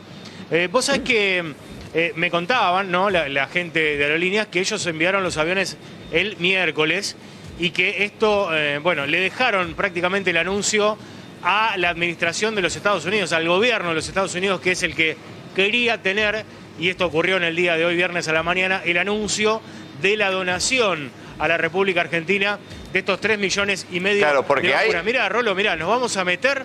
Hay una diplomacia de las vacunas, ¿no? Entonces, Rusia fue el primero en mandar, China fue el que más mandó, y ahora Estados Unidos es el primero en donar. Cada uno hace su diplomacia de la vacuna. Rusia fue el primero en vender. Todos vendieron, no, China también vendió. La verdad que Estados Unidos, justamente, una de las pujas que dijo a los demás gobiernos que estaban productores de vacuna, dijo, por favor, nosotros empezamos a donar, ustedes deberían hacer lo mismo. Fue lo primero que dijo Biden cuando anunció la donación, sobre todo a todos los países latinoamericanos. Claro. Sí, Marce. No, les quería decir, mirá, Rolo, nos vamos a meter gracias a la pericia de Claudio Merino, mirá. Vamos a acercarnos y nos vamos a meter con la audiencia de GPS a esta hora, cuando en Ezeiza, en la pista de Ezeiza, hace un frío bárbaro. Debemos tener menos de 10 grados, ¿no? Sí. Bueno, allí está, mirá, nos metemos en la bodega y van a ver las primeras vacunas de Moderna que llegan aquí a la República Argentina. Se van a distribuir avisale a Claudio, no se van a quedar acá. Que recién estuve pasando cuando nos pegaban en Bolivia. Que no le quiero arruinar la noche de viernes, pero bueno. Lo estaba escuchando, estábamos escuchando el informe que pasaba recién antes de hablar con el embajador Basteiro. Pero lo cierto es que ya es inminente, mirá, ahí están bajando las primeras vacunas de Moderna. Te decía, a ver, esto el doctor nos va a saber explicar mejor que yo. Hay vacunas, por ejemplo, la Sinopharm se quedan acá, se quedan en el aeropuerto porque vienen en unos containers que son además refrigeradores. Entonces los dejan acá toda la noche y al otro día se los llevan. En este caso, estas vacunas van directamente hacia las sedes de los correos de Andriani y del Correo Argentino, y después en el día de mañana sí se van a distribuir. No van a pasar la noche acá, sino ya directamente las van a sacar del Aeropuerto Internacional de Ezeiza. Pero un cachito, Marcelo. No lo veo. Pero un cachito, mientras seguís buscando ahí, a ver si vemos el embarque. ¿Necesitan mucha refrigeración como las de Pfizer estas? Necesitan refrigeración justamente para el traslado, exactamente lo mismo. Se creía en un momento que no necesitaban la misma cantidad de temperatura, los 70 grados bajo cero, pero sí necesitan por lo menos 20 grados bajo cero esta vacuna para conservarse y trasladarse. Por eso es el traslado rápido que se hace a los centros de distribución. Por eso están ya los camiones ahí listos. Exactamente, donde la distribución se va a hacer rápidamente para que esta vacuna no pierda la eficacia tan alta que está teniendo, más del 90%, que fueron lo que demostraron los estudios que se hicieron en Estados Unidos. Sí. A ver, ¿qué ves, Marce, de ahí? Todavía están... todavía están los funcionarios de la aduana. Aquí hay funcionarios de la aduana abajo. Están, por supuesto, los operadores de la aeronave, los de carga y descarga, en este caso de descarga, que todavía no han podido acceder a los pallets donde están las vacunas. Pero esto va a ser de un momento a otro. Allí se abrió la bodega. Mirá, ahí está la bandera, amistad, Argentina-Estados Unidos. La diplomacia de las vacunas, ahí está, en su esplendor, Sí, eso está en todo el aeropuerto, por lo menos en toda esta parte de la pista. Nosotros ingresamos por la Terminal C, que es donde habitualmente se hace este tipo de operación. Aprovecho para contarte, Rolando, mañana y el domingo van a salir otros 2 vuelos, me dice la gente de Aerolíneas, hacia Beijing, para traer otra parte de la Sinopharm, de este contrato de 8 millones de dosis que ha comprado la República Argentina. Esto de Moderna tiene que ver, Rolando, recordamos a la audiencia brevemente, si te parece, con que se destrabó el tema de la ley que impedía, que se importaran... aquí viene Cafiero, mira, me señala Claudito. A ver si habla. A ver. Aquí está Santiago Cafiero con la funcionaria de los Estados Unidos. Mary Kay Carlson, que es la encargada de negocios, presente también aquí en la pista del Aeropuerto Internacional de Ezeiza. Ahora van a decir algunas palabras seguramente, porque aquí está todo... Está Biondi también. Carla Bisotti, no se la ve. De salud, no. Salud, ¿Bisotti está? No la veo, ¿eh? No. Está Santiago Cafiero, son los 2 funcionarios de más alto rango de los 2 gobiernos, en este caso, presentes aquí.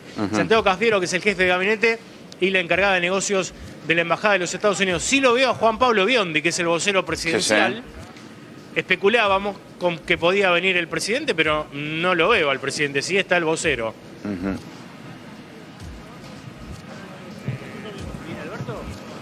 ¿Viene Alberto o no? Bueno, aquí está Rolando, no viene el presidente de la Nación, acabo de confirmar, solamente... Sí, mientras tanto, digamos Cafiero, que es el jefe de gabinete. Vamos un poco de datos de contexto. La Argentina está acelerando su campaña de vacunación. Aprovecha que en el hemisferio norte buena parte de la población ya está vacunada, empieza a haber stock de vacunas disponibles. Argentina está aprovechando ese flujo de vacunas, no solo las donaciones, sino que aprovechó también para hacer la modificación de la ley vía DNU para poder comprar las vacunas americanas. ¿Por qué? Porque se viene la cepa Delta. En instantes vamos a hablar con el doctor Salemi de por qué hay tanta premura en acelerar la campaña de vacunación, que dicho sea de paso no se está acelerando tanto, porque vos me contabas que hubo un pico de 400.000 inoculaciones en un solo día y después empezó a caer. Sí, Rolando, el pico de inoculación fue el día 1 de julio con 411.041 vacunas colocadas y ahora notamos como una merma en la cantidad de vacunas. El día de ayer fueron 331.000. Tenemos que interpretar esto. Primero es que hay mucha gente que ya recibió su primera dosis y lo que tenemos que empezar a ver es cuándo se va a acelerar la colocación de la segunda dosis. Creo que es algo que se están planteando desde las distintas administraciones y de los distintos distritos en acelerar esta vacunación, la segunda dosis. Sí, igual ahora están por arriba del cálculo más optimista. Recordemos que estaban diciendo que para fin de julio pensaban tener 30 millones de personas con al menos un pinchazo. ¿Y ya están en cuánto? ¿En 26? En 26.865.000. O sea que estarían para arriba, seguramente podrían llegar a esa meta o estar un poquito por arriba de los 30 millones de pinchazos. Enseguida volvemos a vos, Marcelo. Vamos a empezar a hablar de las elecciones porque, claro, en medio de la vacunación va a haber elecciones y se está midiendo muy atentamente cuál va a ser el efecto del alivio que puede traer la vacunación de esto que ha colonizado la gestión de Alberto Fernández en estos 2 años, que es el combate contra el COVID. Pero al mismo tiempo, las nuevas cepas harán que se prolongue todavía las restricciones. Tengo una encuesta que se conoció esta semana de la Universidad de La Matanza sobre cómo vienen las elecciones.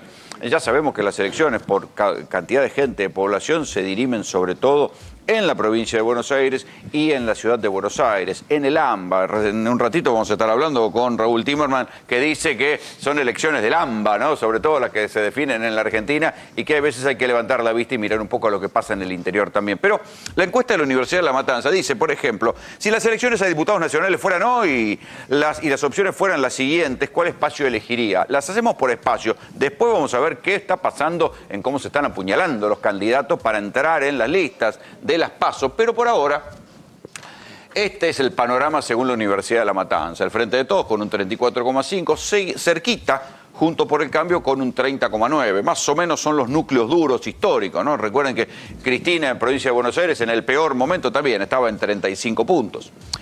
Atención con esto, la aparición de los libertarios con un 5,7%.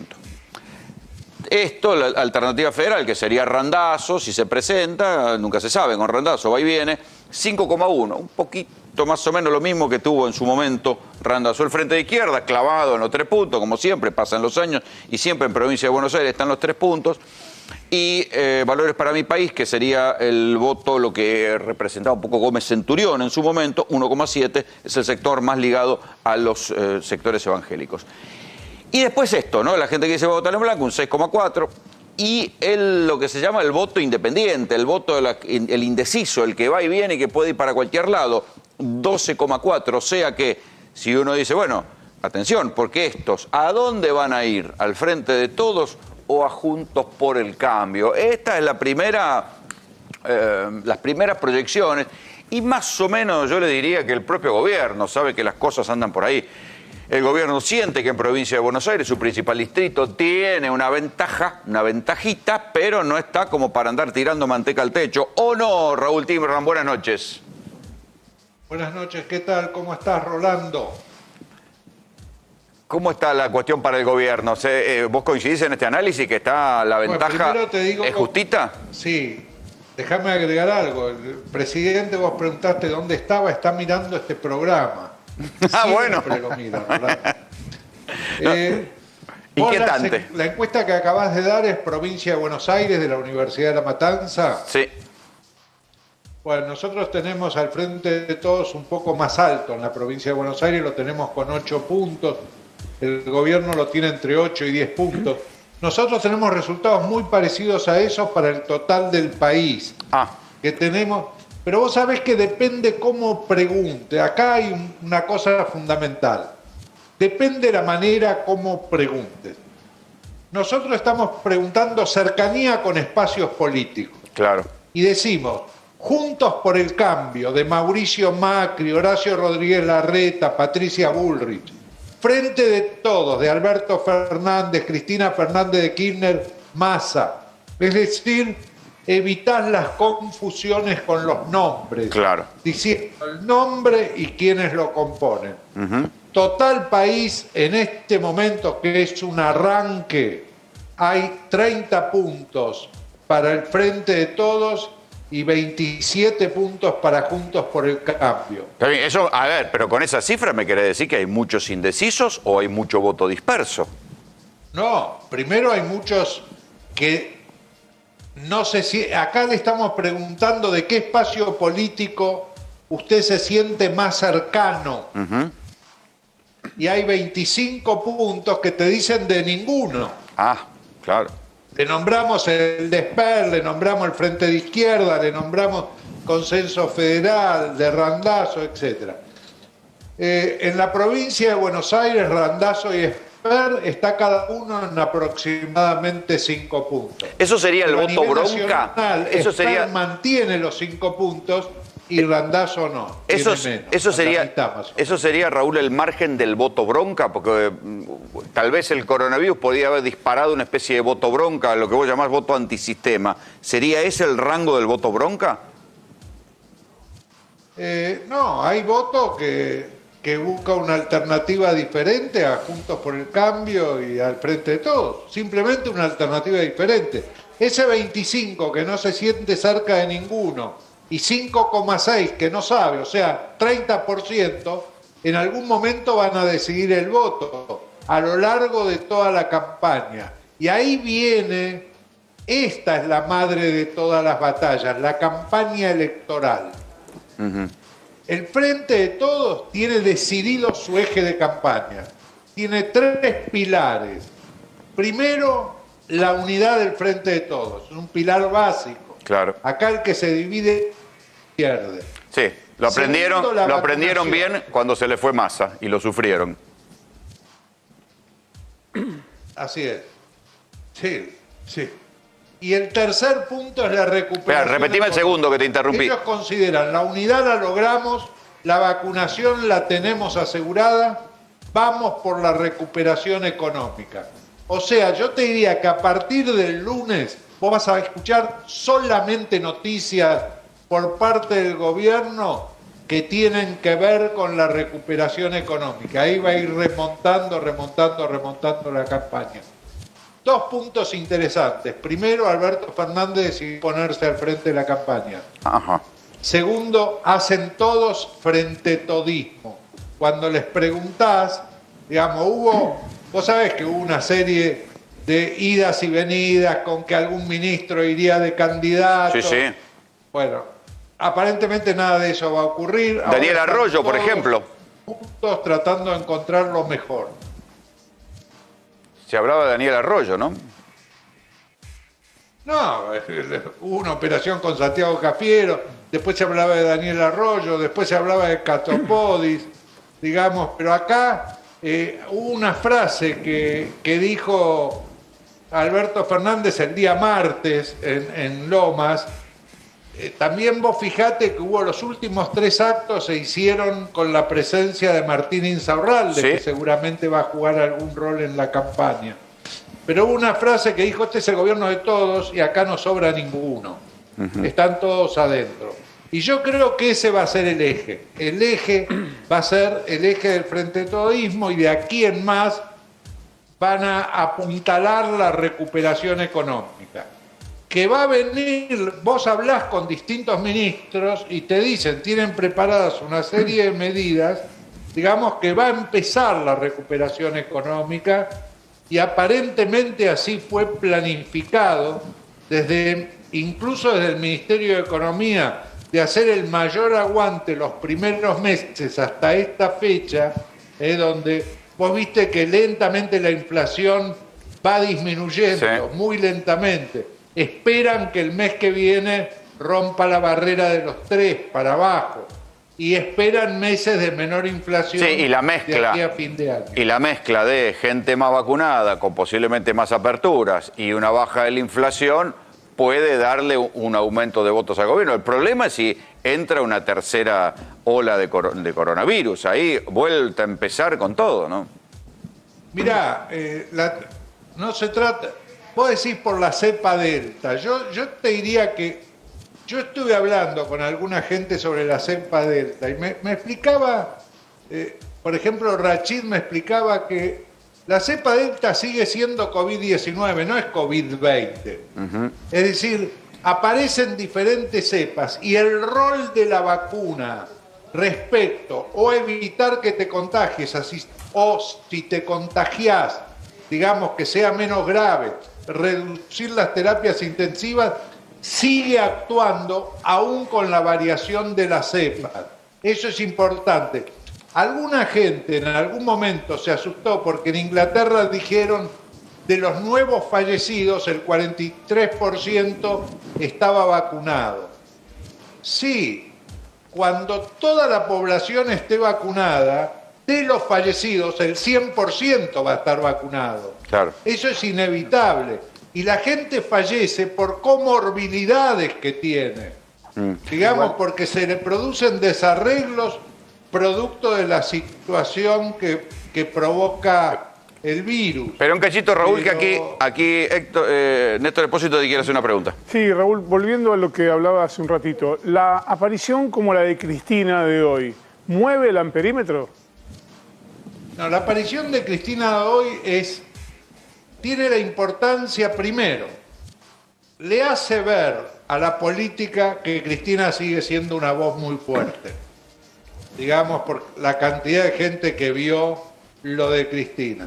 Segundo punto, Cristina introduce en todo su discurso una variante nueva, que es las presiones a través de la justicia para arreglar con los fondos buitres. El resto, digamos, el lawfare sigue siendo el mismo, etc. ¿Pero le suma votos o le resta votos? Yo lo que creo es que Cristina da por terminado esto. Hoy dio por terminado esta situación. Cristina, a partir de ahora, se pone a trabajar en la campaña del Frente de Todos. Raúl, esperemos un cachito.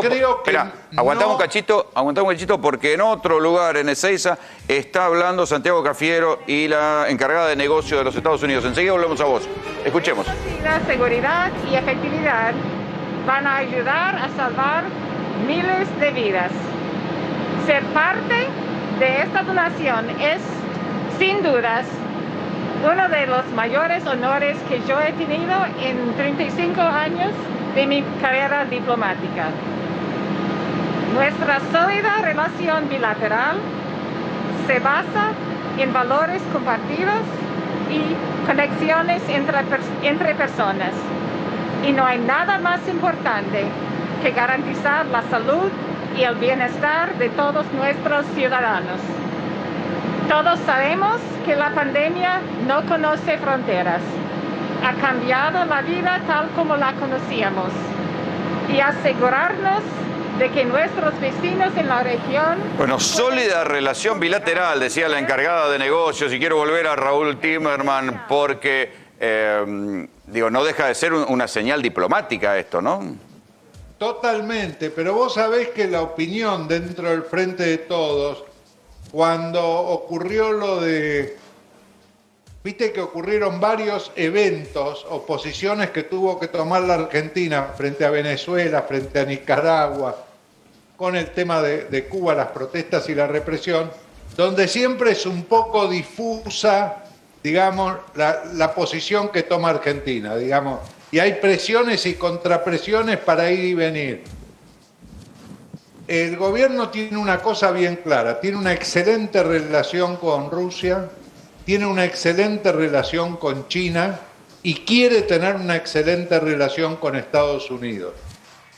Y yo creo que este es un paso inicial, el que dio el presidente, sacando ese DNU, por el que se produjo una cierta rispidez, un paso fundamental para poder aceptar esta donación y reforzar la relación con Estados Unidos. Sí, esto también para salir del esquema. Tener una buena relación con Cuba, con China y con Estados Unidos, eso es peronismo.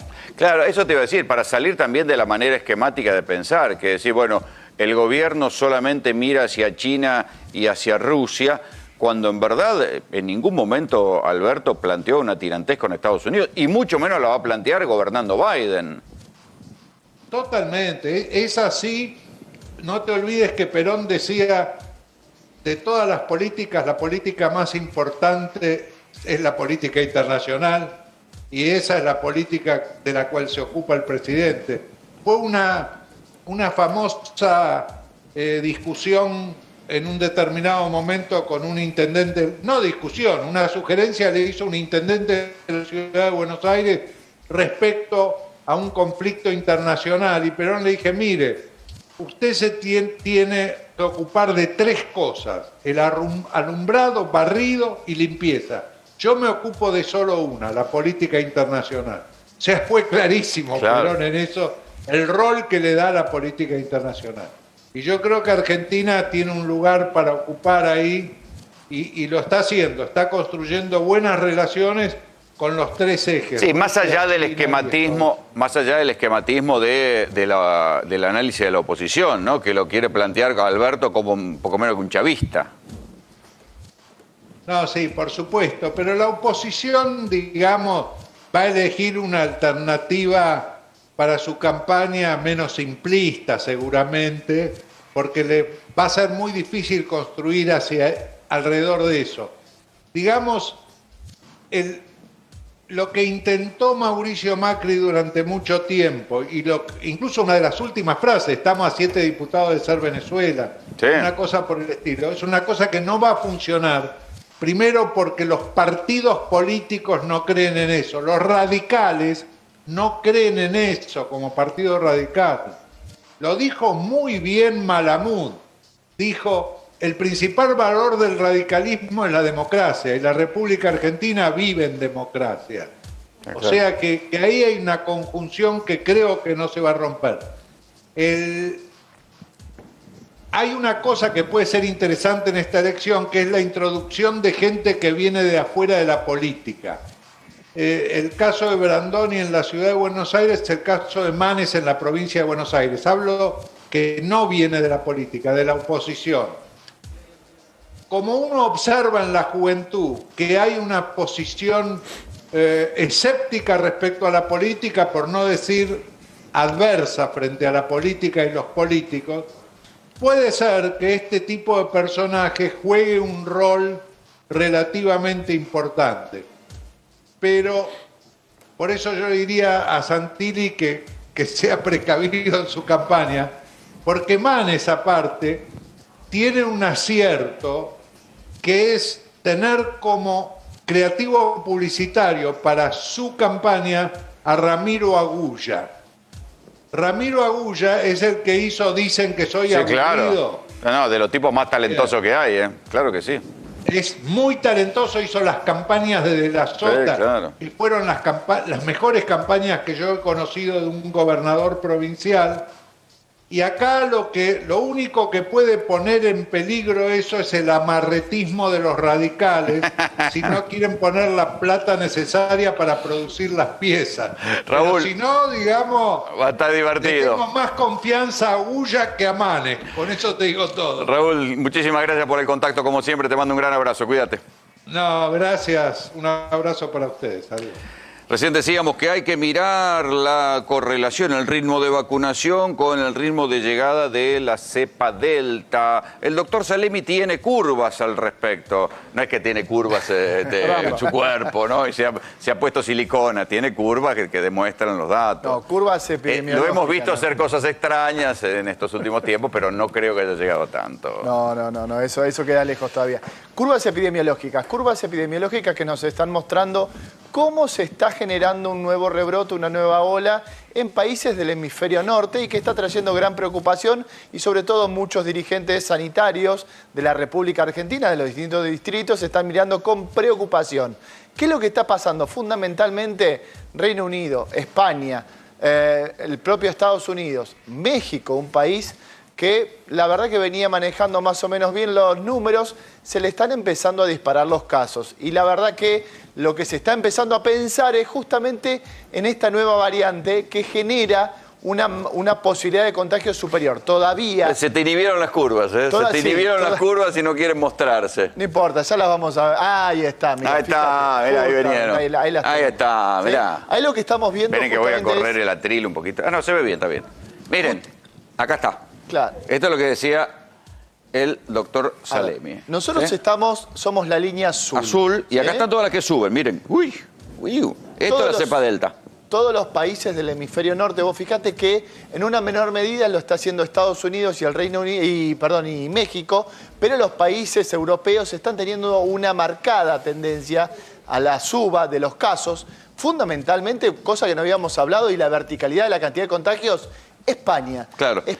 Acá se ve claramente lo que son las olas, ¿no? La segunda ola en el Reino Unido baja y vuelve la tercera ola. Nosotros estamos transitando el final de la segunda ola. Hasta que en algún momento vuelva a subir. Una segunda ola con un promedio de 17.000 casos diarios. Espera que lo quiero sumar al doctor Oscar Atienza, que volvió a Córdoba después de una gira que anduvo por acá. Oscar, ¿cómo te va, querido? ¿Bien? Hola, ¿qué tal? ¿Cómo estás, Rolando? Gracias por nuevamente tenerme presente en tu programa. No, por favor. ¿Cómo estás viendo estas dos carreras, ¿no? La carrera de la vacunación contra el temor que mantiene todavía los aeropuertos cerrados para que no entre la cepa Delta. Bueno, me parece que si miramos un poco lo que está pasando en Europa, yo creo que podríamos llegar muy justo con la carrera que hay en la Argentina para la vacunación. Aún así, yo lo que estoy viendo en Europa es un crecimiento en la cantidad de casos muy alta, casi explosiva, porque en menos de 20 días pasaron de 1.000 y algo de casos a 45.000, como tuvo España, como tiene Reino Unido. Y hay un dato ahí que por ahí me deja dudas, todavía quizás hace falta un poquito más de tiempo para poder ver que la tasa de letalidad sigue manteniéndose bastante baja, es decir, pareciera ser que el efecto de la vacuna en definitiva está jugando y de modo importante. El gran problema es que este virus, al circular tanto y al generar tanta cantidad de casos, va a terminar mutando nuevamente y mi miedo es que termine saltando mayoritariamente a la vacuna. Porque la cantidad de casos que empieza a haber en Europa hoy en día la verdad que es alarmante, ¿no? En menos de 20 días pasaron de 1.500 casos. Bueno, eso es lo que se ve en las curvas. 45.000. En las curvas que estábamos mostrando recién se ve un crecimiento vertical otra vez. Totalmente vertical. Eso es lo que preocupa, que esa circulación de virus tan alta lo que va a terminar provocando es una nueva mutación. Y ya hemos visto que este virus muta más o menos cada 15, 20 días, así que es muy peligroso. Ahí estamos mostrando justamente la letalidad, la cantidad de muertes, ¿no, claro, doctor? la curva de fallecidos y a ver, A ver, es un dato que no hay que pasarlo por alto.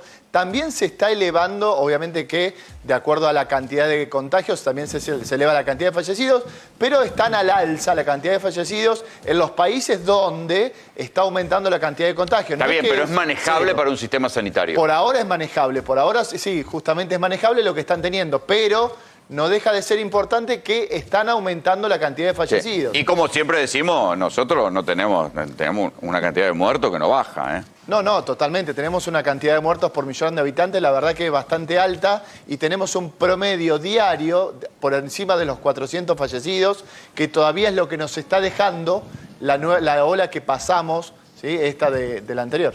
¿Cuándo empiezan a bajar los casos para vos, Oscar? Acá. Bueno, yo lo dije, entre el 15 de agosto y 15 de septiembre vamos a tener lo que se llama la inmunidad de rebaño. Producto de la vacunación masiva. Yo les anticipé en tu programa, fue que dije que nos iban a tapar de vacunas, que venía una vacunación bastante importante, y es lo que está ocurriendo efectivamente. Entre el 15 de agosto y el 15 de septiembre vamos a lograr lo que se llama la inmunidad de rebaño, con mayoritariamente la gente vacunada ya con una dosis. O sea que ahí definitivamente caen los casos. Ahí van a caer los casos. El problema es que, y creo que lo expliqué en tu programa, el problema es que allí va a caer prácticamente a una cantidad mínima de casos diarios, pero la variante esta va a hacer lo mismo que hizo en Europa. Al ser muy poquita la cantidad, se va a terminar imponiendo y vamos a tener esa escalada, porque pareciera ser que no se la puede frenar a esa ola.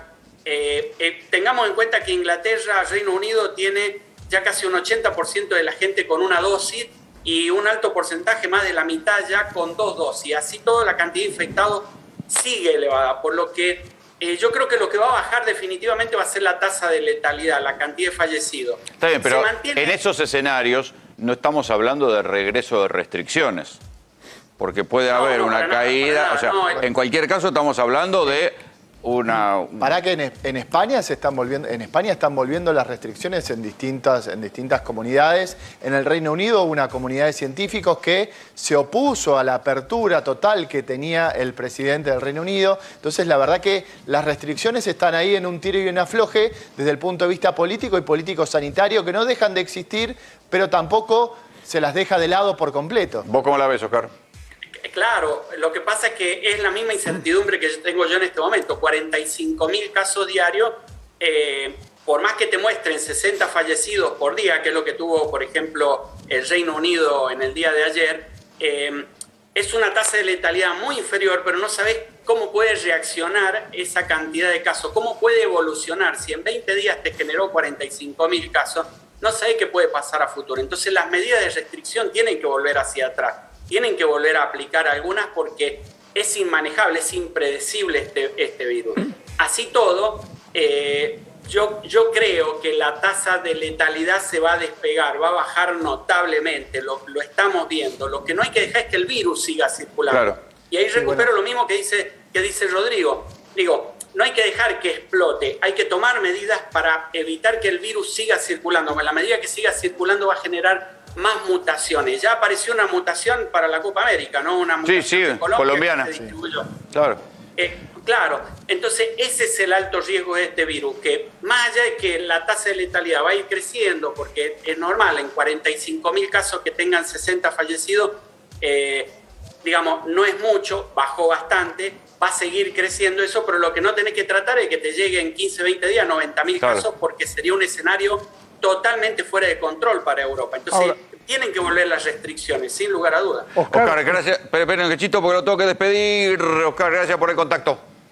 Nos vamos a ir a la pausa en GPS. Cuando volvamos, ¿se acuerdan del plan Cunita? La causa aquella que inició Graciela Ocaña, con que eran carísimos los kits para las madres. Bueno, se cayó la causa del plan Cunita, se cayó. Otra causa armada que se cayó. ¿Se acuerdan del plan Cunita? Bueno, el plan Cunita era un plan que anunció Cristina Fernández de Kirchner en el final de su gobierno para que las mamás recibieran un kit con una especie de cunita, justamente de ahí su nombre, para los pibes recién nacidos, duraba hasta los 6 meses, una mantita, una serie de cosas. Bueno, en aquel momento Graciela Ocaña hizo una denuncia que había sobreprecios. Después, esa causa la instruyó el juez Bonadío y le voy a preguntar a Juan Pablo Godoy Vélez, que no pudo estar acá hoy en GPS. ¿Qué pasó hoy con el plan Cunita y con la causa judicial? ¿Cómo te va? ¿Qué tal, Rolo? ¿Cómo estás? Bueno, justamente la denuncia era, por supuesto, sobre precios y también supuestamente por direccionar esta licitación. Lo que se pudo comprobar, como bien decías, Bonadío instruyó esta causa, se hizo una pericia y, digamos, él se reunió personalmente con los peritos para ver cuál era su opinión y dejó esa pericia frisada. ¿Por qué? Porque lo primero que le habían dicho era, mire, estos supuestos precios a los que accede Graciela Ocaña es porque modificó, por ejemplo, cuestiones básicas. Materiales de madera lo hacía de aglomerado, entonces no es lo mismo la madera maciza que el aglomerado. Y, por ejemplo, los barrotes justamente de las cunitas, en los modelos que ella presentaba, estaban más espaciados, lo cual los hacía peligrosos para bebés justamente de menos de 6 meses que podían llegar a pasar. Pero Bonadío dio por válida la pericia de Ocaña y no las otras. Bueno,